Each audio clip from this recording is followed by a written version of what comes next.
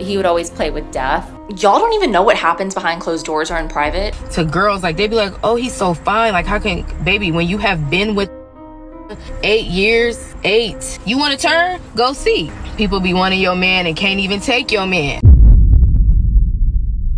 Alors je pense qu'à l'heure actuelle, vous êtes déjà tous au courant du malheureux décès de Liam Payne, ou alors un tout petit peu avant Lucas Coley. On entend toutes sortes de rumeurs. Moi, ce qui m'intéresse d'aborder, c'est plus le point commun toxique qui les unit, donc Lucas Coley et Liam Payne, mais surtout et avant tout, le comportement mais exécrable du public.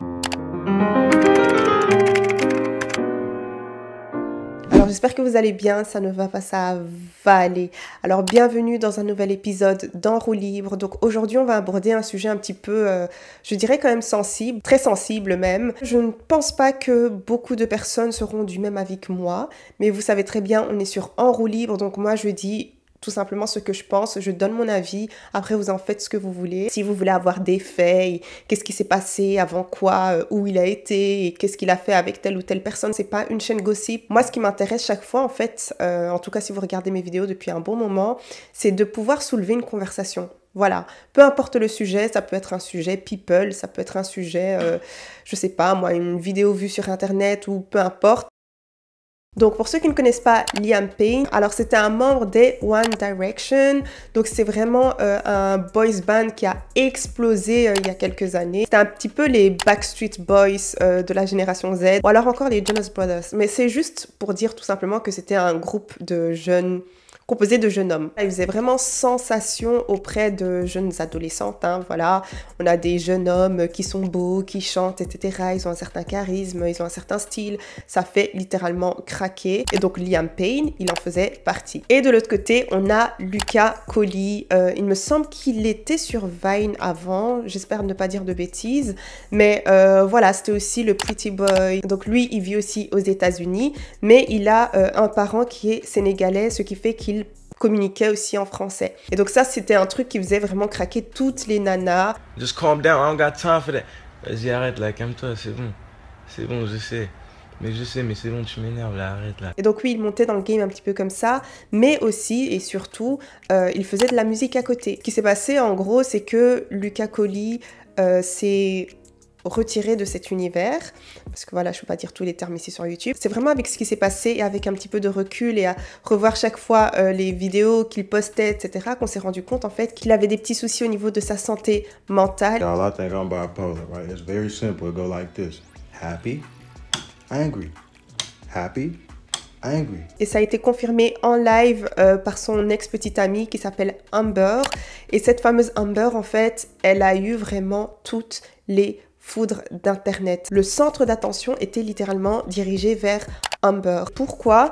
Pour le simple fait qu'ils estiment qu'elle aurait dû faire quelque chose, que c'est à cause de leur dispute qui s'est retirée de cet univers. Et Amber, en fait, en a eu tellement marre qu'elle est venue tout verser. Donc, elle a expliqué qu'elle a réellement fait de son mieux pour pouvoir aider Lucas Coley. Il la rabaissait énormément, la dénigrait sans cesse et c'était en permanence comme ça. I know 80% of girls who be lusting and want Lucas. He gonna talk to you so bad, baby. What? Y'all not ready. And they be so ready. No, you're not ready. You just not. Et il avait vraiment cette sorte de double face en lui qui faisait que, à chaque fois qu'elle voulait partir, elle partait, elle était convaincue que c'était la bonne décision à prendre. Mais de l'autre côté, il lui faisait une sorte de chantage affectif en lui disant que voilà, qu'il n'était rien sans elle et qu'il n'est vraiment pas bien. Et plusieurs fois, il lui a fait part du fait qu'il allait se retirer de cet univers-là. Et du coup, ouais, elle revenait en se disant que je vais pouvoir faire quelque chose pour cet homme. 1 an passe, 2 ans passent, 3 ans passent et des années passent et t'es toujours là en fait. Vous voyez ce syndrome du sauveur, les femmes, écoutez-moi bien, le fait de penser qu'on peut sauver son homme, le fait de penser qu'on peut changer son homme, le fait de penser qu'il a le potentiel et que je dois pouvoir faire ressortir son potentiel, le fait de ne pas vouloir le laisser tout seul parce qu'il ne va pas s'en sortir dans la nature, le fait de penser qu'on ne va pas trouver mieux peut-être. En fait, tout ça, ce sont des mécanismes tellement toxique. Et c'est très difficile, je ne critique pas en disant tout ça, c'est très très difficile parce que nous, je ne vais pas généraliser bien évidemment, mais en général en tant que femme, on a ce truc de vouloir recevoir, de vouloir prendre et de vouloir porter, de vouloir chérir, de vouloir couver. Et c'est naturel chez nous, mais des fois ça peut littéralement nous porter préjudice. Tout donner et penser que cette personne-là en fait ira mieux. Mauvaise nouvelle, cette personne-là n'ira pas mieux. Peu importe l'état dans lequel elle se trouve, vous, votre seule responsabilité en tant que compagne, en tant qu'amie, en tant que, je sais pas, en tant que femme, en tant qu'épouse, en tant que peu importe, c'est de pouvoir quand même être présent pour la personne, écouter quand il faut écouter, et peut-être conseiller à la personne de trouver de l'aide, peut-être l'accompagner justement vers cette aide-là, peut-être être cette épaule par moment. Au final, on parle d'adultes ici. On parle réellement d'adultes. C'est-à-dire que Luca Colli était adulte.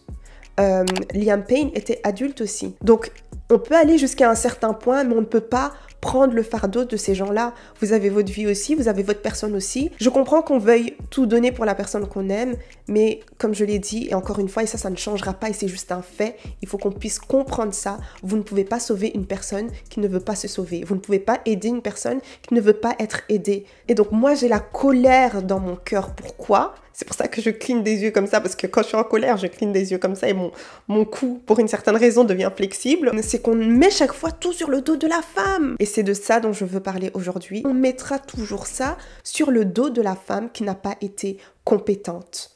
Et ça m'énerve. Ça m'énerve. Personnellement, ça me fait peur de voir ce genre d'avis en commentaire. Oui, mais elle l'a laissé tout seul. Oui, mais elle aurait dû être là. C'est pour ça qu'il s'est retiré la vie. Apparemment. Luca Colli, il était même prêt à la prendre avec lui.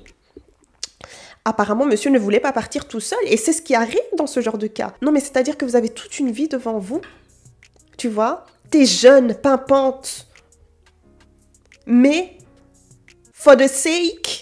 J'ai toujours pas trouvé, s'il vous plaît, que quelqu'un me dise la traduction. Mais for the sake of un homme, en fait.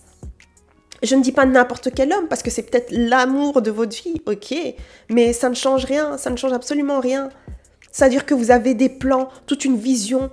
Je sais pas moi, vous avez des plans de carrière, vous voulez avoir des enfants. Pour certaines, ok. Pas pour tout le monde, ok. Je précise, ok. En fait, toute une vie devant vous. Mais tout ça peut être détruit à cause de quelqu'un qui ne veut pas aller trouver de l'aide. Je comprends la toxicité. On a tous un petit peu de toxicité vite fait comme ça dans notre couple. Des trucs qu'on se dit, il faut travailler sur ça, il faut travailler sur ça, ça on doit aller consulter, ça, tu vois, non, ça il s'agit de moi, pas de toi, tu vois, des trucs comme ça. Mais la toxicité comme ça, ma belle, tu déposes les clés et tu sors en fait, parce qu'on va te tirer avec. Apparemment, le Luca Colli cherchait vraiment où est-ce que Amber était, parce qu'apparemment elle avait quitté le foyer. Je pense qu'ils étaient plus ensemble depuis un petit temps peut-être. Oh, je sais pas, comme je l'ai dit, moi je suis pas Madame Fair. Hein. Mais en tout cas, pour une certaine raison, elle se trouvait pas au même endroit. On va dire ça comme ça, au même endroit que lui. Regardez jusqu'où la toxicité. Non mais... À quelques jours de son anniversaire, pour faire en sorte que la personne se rappelle bien chaque année, chaque moindre année, ce qui s'est passé à telle date. Tu vois ce que je veux... Mais à quel point c'est diabolique. Je veux avoir un certain respect. Je veux avoir une certaine compassion. De me dire que la personne elle était quand même mal. Elle avait besoin d'une épaule. Elle avait besoin de quelqu'un, tu vois. Elle a crié à l'aide, ok. Mais le dernier geste était hyper égoïste et ça me montre exactement qui tu es, qui tu étais. Tu vois, tu appelles la personne et tu te retires de cet univers au téléphone. Maintenant, toi, en tant que femme, remets-toi de ça. Chaque année, chaque moindre année, tu vas t'en rappeler. Et moi, je trouve ça dégueulasse. So y'all can understand the type of person he was, because y'all don't know. Y'all don't fucking know. He was posting, yeah, your birthday over, that birthday over with. Like, why? Why my birthday over with? What I do, but choose me. What I do, but choose myself. Choose myself. Ça vous montre à quel point l'emprise était bien présente en fait. On ne pourrait jamais juger ce genre de personne qui décide que c'est trop pour elle. C'est pas ce que j'aborde, c'est pas ce dont je parle. Je parle vraiment de la manière dont les compagnons sont traités face à ce genre de situation-là. Des fois, la personne, elle a tout donné. Elle a fait tout ce qu'elle pouvait. Pour Liam, je sais pas trop si ça a été confirmé que c'était bien un cas où il s'est retiré de cet univers ou si vraiment c'était un M. Je pense même en plus qu'il était intoxiqué juste avant ça, mais bon. Oh, I'm not well. He would always play with and be like, well, I'm gonna So I would always be like, okay, he's saying these things. I have to help him because if I don't, I will never be able to live with myself if something does happen. Et je dirais même qu'il y a plusieurs phases à tout ça. C'est-à-dire qu'il y aura une phase où la personne sera littéralement en colère peut-être.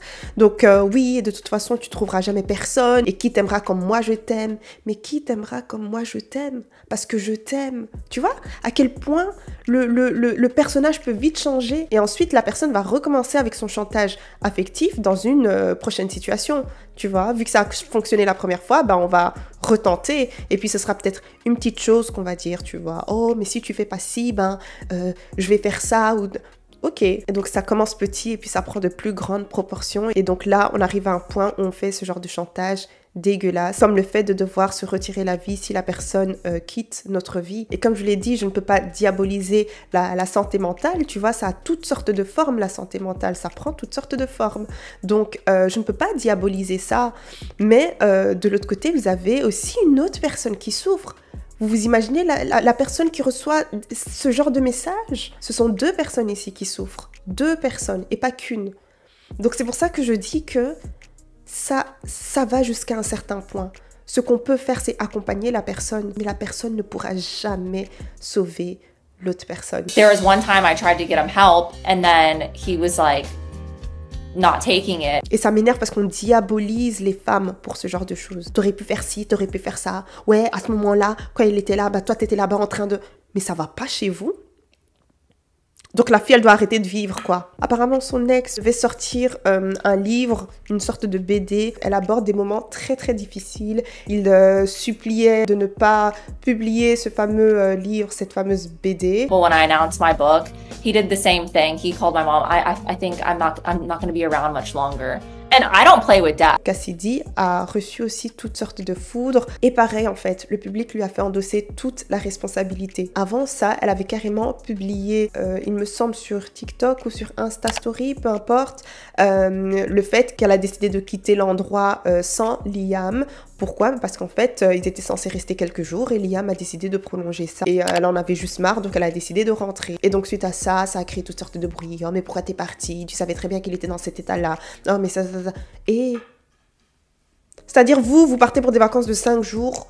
Monsieur décide de prolonger en 2 semaines. Les gens, ils ont pas de vie, en fait. Tu vois, toi, tu peux te permettre de prendre des décisions comme tu veux. Tac, tac, tac, tac. T'as déjà tes trucs et tout ça, mais peut-être que la femme, elle doit taffer ou peu importe, tu vois. Elle a une famille, elle a une vie. Enfin, vous voyez ce que je veux dire? Je ne comprends pas. Quoi est-ce la responsabilité du partenaire ou de la partenaire qui a fait de son mieux de reprendre sa vie, de vivre, en fait? C'est pour ceux qui vont venir me dire ce qu'on...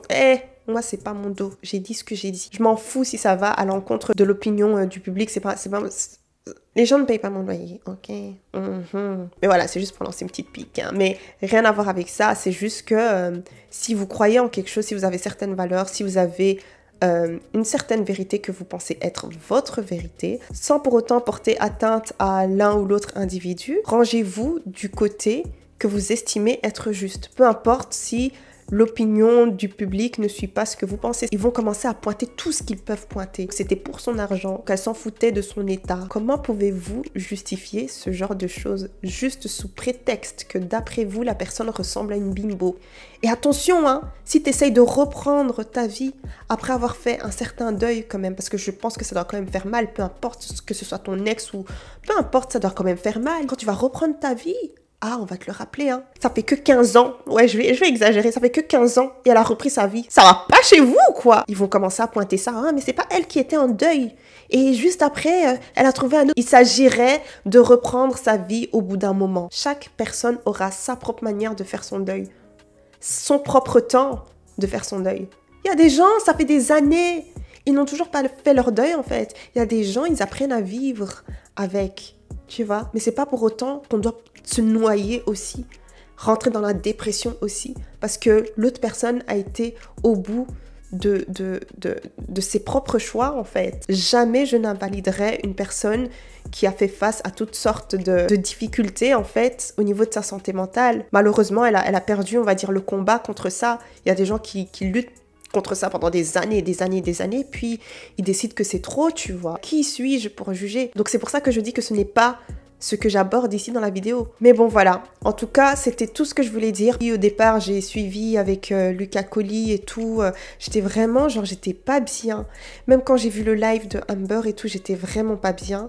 Et je voulais pas forcément aborder l'histoire, tu vois. Il y a des histoires où j'aime pas trop rentrer dedans, ça t'épuise même mentalement et tout, c'est lourd à porter et tout ça, tu vois, quand tu vois les faits et tout. Mais par après, encore un autre cas, je me suis dit non, il faut vraiment que je puisse en toucher un mot parce que c'était même pas très espacé, quoi.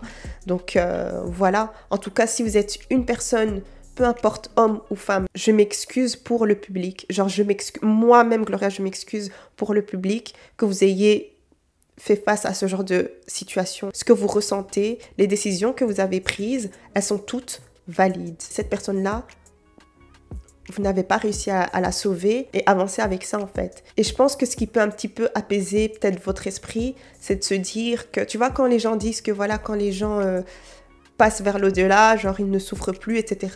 Ben, c'est de se dire que peut-être que cette personne-là en fait sourit désormais en me voyant vivre et en se disant qu'en fait, j'étais malade, tu vois, j'étais malade et mais aujourd'hui je vois à quel point ça a affecté l'autre personne, mais je suis serein que la personne ait décidé de continuer à vivre en fait. Comme je l'ai dit, c'est pas facile, tu vois.